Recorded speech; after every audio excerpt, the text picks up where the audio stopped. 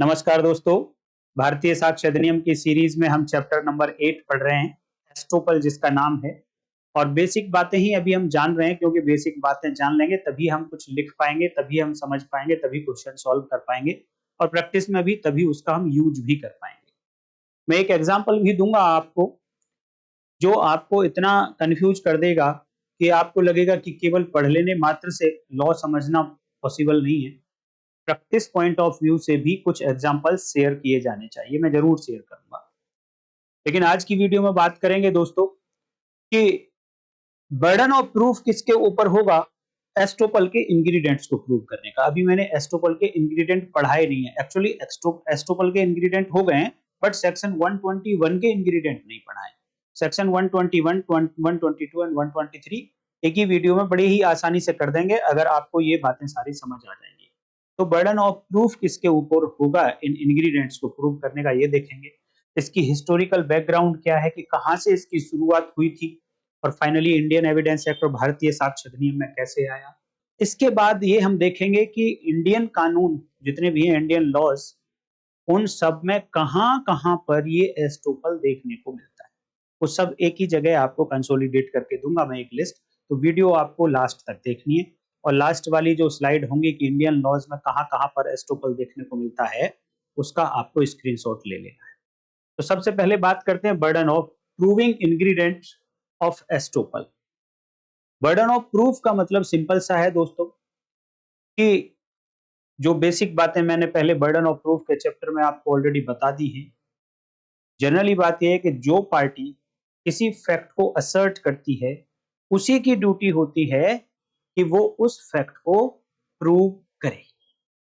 तो जो general rule है वही एप्लीकेबल होगा कि जो पार्टी एस्टोपल को असर्ट करेगी, जो एस्टोपल यूज करना चाहती है, उसी पार्टी के ऊपर बर्डन ऑफ प्रूफ होगा कि वो एस्टोपल के इंग्रेडिएंट्स को प्रूव करे। सिंपल सी बात आपको लिखनी है, burden of proving ingredients of estoppel lies on the party claiming it. It का मतलब जो एस्टोपल को क्लेम कर रही है पार्टी, उसी पार्टी पर सबूत का भार होगा इसके आवश्यक तत्वों को साबित करने का। हिस्टोरिकल बैकग्राउंड की अगर बात करें तो सबसे पहली बार इसको कहां एस्टेब्लिश किया गया था। जजमेंट का नाम है पिकार्ड वर्सेस सीयर्स, 1837 का केस है, जब तक अपना इंडियन एविडेंस एक्ट 1872 नहीं बना था।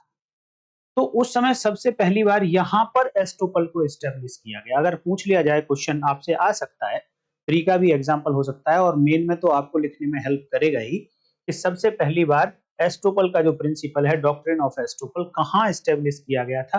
तो ये केस का नाम आपको लिखना है, ये इसका साइटेशन है। साइटेशन बहुत ज्यादा इंपॉर्टेंट नहीं है, बट केस का नाम इंपॉर्टेंट है, ये आप जरूर इसको नोट करके रखेंगे।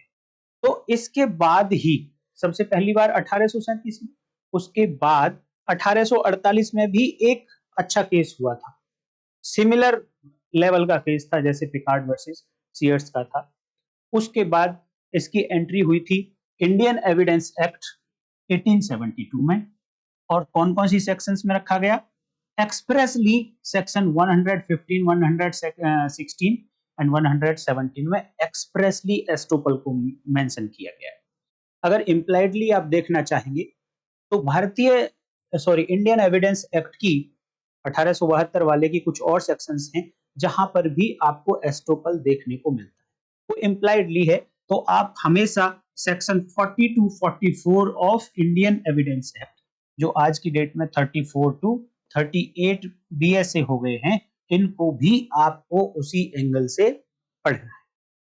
तो ये मामला 1872 में इन दोनों जजमेंट्स के बाद इनकॉर्पोरेट कर लिया गया था।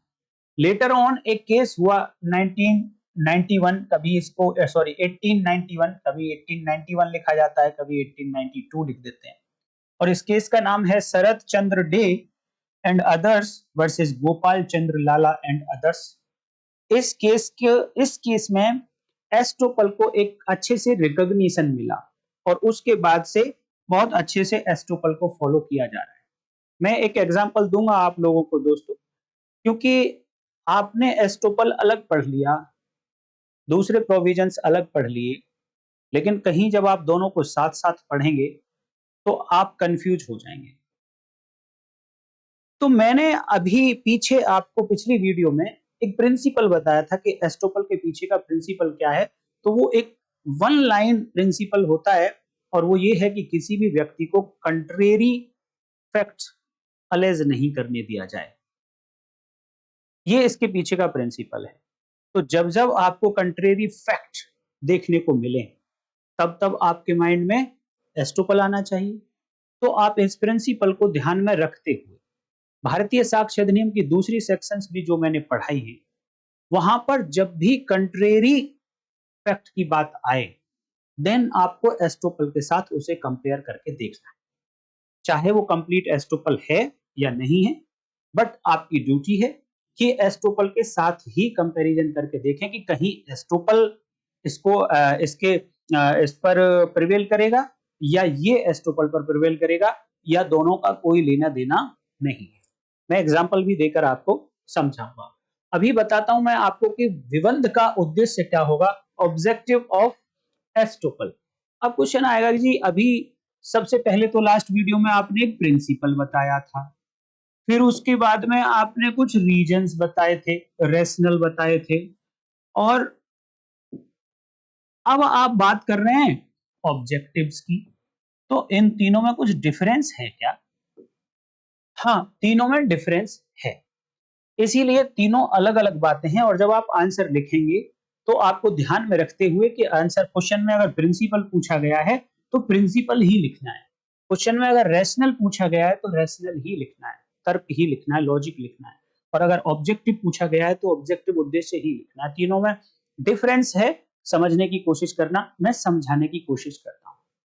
प्रिंसिपल होता है कि एक रूल है, एक नियम है, उसको कानून में रखने के पीछे का कारण क्या है, एक सिंगल लाइन। और एक जर्नल होता है, उसको आगे फिर एक्सप्लेन किया जा सकता है। तो एस्टोपल का प्रिंसिपल क्या था कि कंट्रेरी बातों को ना सुना जाए, ये इसका प्रिंसिपल है। कितना जर्नल है कि कंट्रेरी बातों को ना सुना जाए। किसी दूसरी सेक्शन में भी आप देखेंगे तो हो सकता है कि यही बात वहां पर भी आपको मिले। मैं इसीलिए बार बार कहता हूं कि आपको चैप्टर के पीछे का, प्रोविजन के पीछे का प्रिंसिपल जरूर पता होना चाहिए। जैसे कि एक प्रिंसिपल है कि अगर एक बार ये शो कर दिया गया है कि किसी थिंग की एग्जिस्टेंस है, किसी फैक्ट की एग्जिस्टेंस है, अस्तित्व में है, तो अब ये माना जाता है कि वो फैक्ट एग्जिस्टेंस में ही चल रहा है जब तक कि कंट्रेरी प्रूव ना कर दिया जाए। तो जहां कंटिन्यूएशन की बात आए तब आपको वो प्रिंसिपल हर जगह चेक करना है। तो प्रिंसिपल आपको जरूर पता होना चाहिए। अगर आप सेक्शंस पढ़ के रटकर एग्जाम देना चाहते हैं, आपकी मर्जी।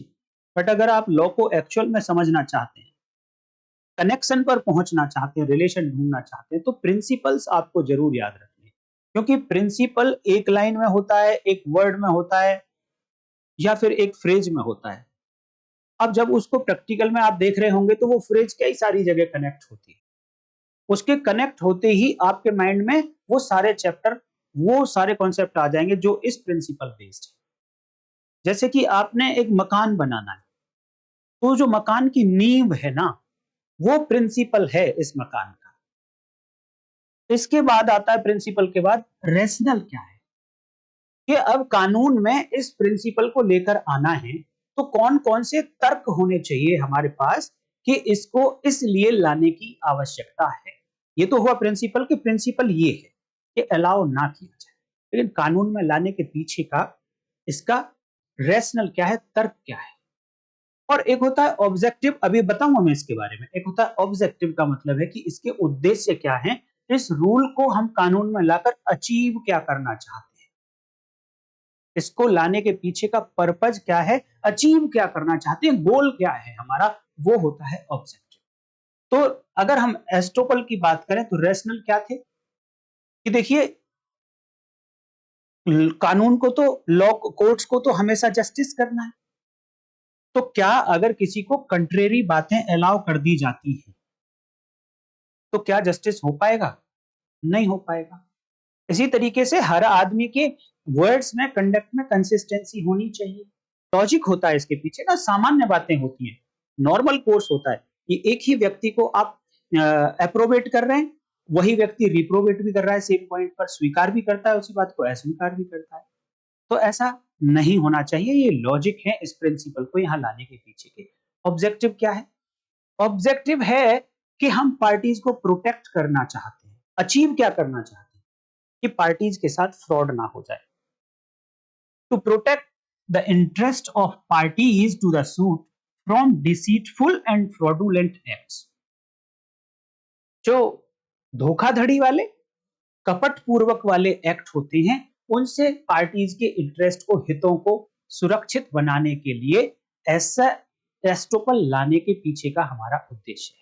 और इसके साथ में हम प्रमोट करना चाहते हैं गुडविल को और ऑनेस्टी।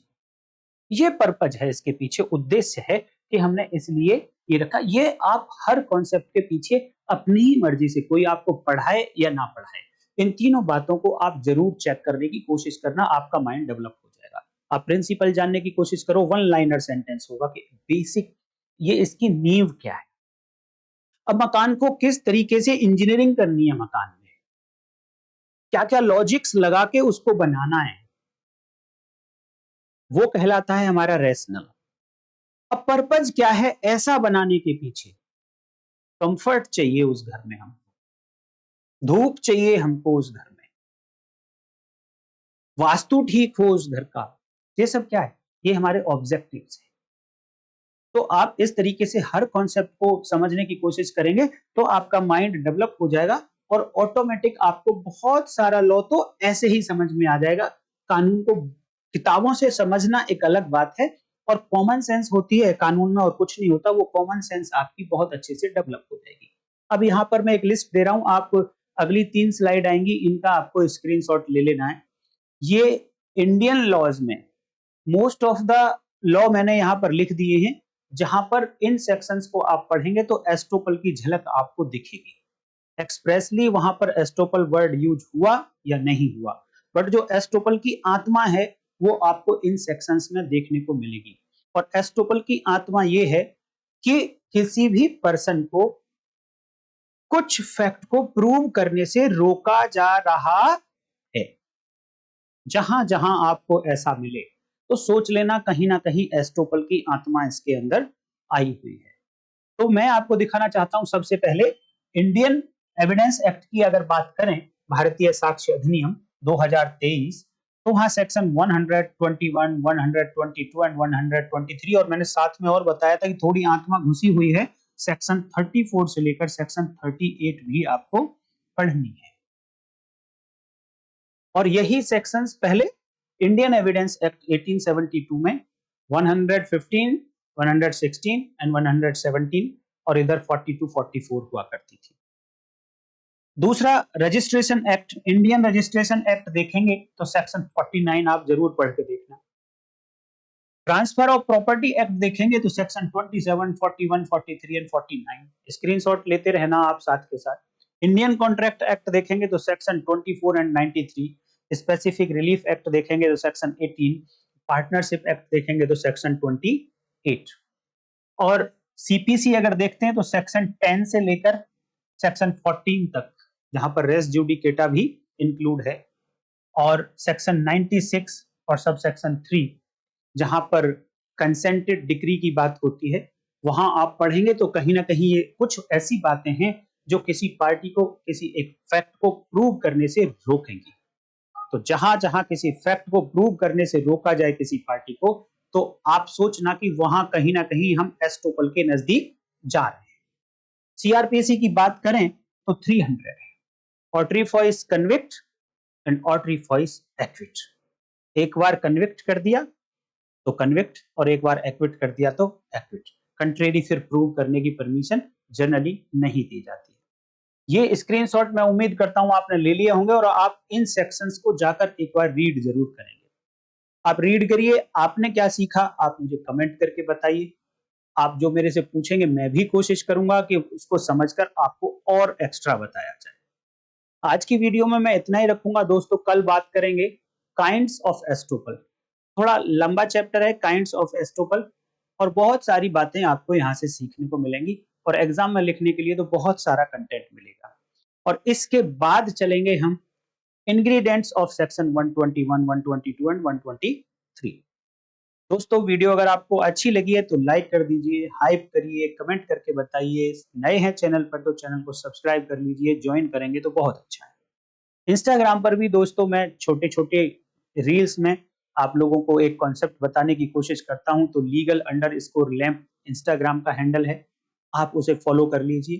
फेसबुक पर भी आप हमें फॉलो कर सकते हैं, लिंक दोनों का वीडियो के डिस्क्रिप्शन में भी अवेलेबल है। आज की वीडियो इतनी ही रखते हैं दोस्तों, कल फिर मिलते हैं दूसरी वीडियो के साथ। तब तक के लिए नमस्कार, जय हिंद।